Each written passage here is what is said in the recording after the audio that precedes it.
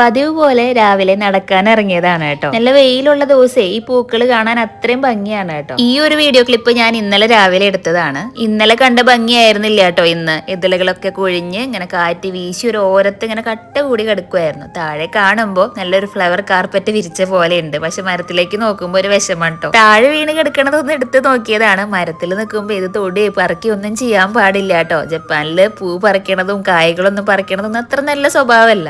അങ്ങനെ നല്ല നല്ല കാഴ്ചകളും കണ്ട് ഞാൻ നടന്നുകൊണ്ടേയിരുന്നു. ഇനി ഒരു സംഭവം കാണിച്ചു തരാം. ഈ കാണുന്ന റോഡിന്റെ അങ്ങേറ്റത്ത് ഒരു ബ്ലൂ റൂഫ് ഉള്ള ഒരു ബിൽഡിംഗ് കണ്ടോ?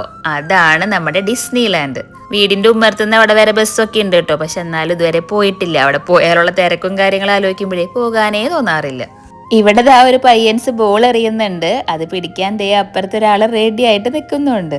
അങ്ങനെ നടന്ന് സമയം പോയത് അറിഞ്ഞില്ല. 8:45 നമുക്ക് തിരിച്ച് വീട്ടിലേക്ക് പോകാം കേട്ടോ. അപ്പം അടുത്ത വീഡിയോയിൽ കാണാം.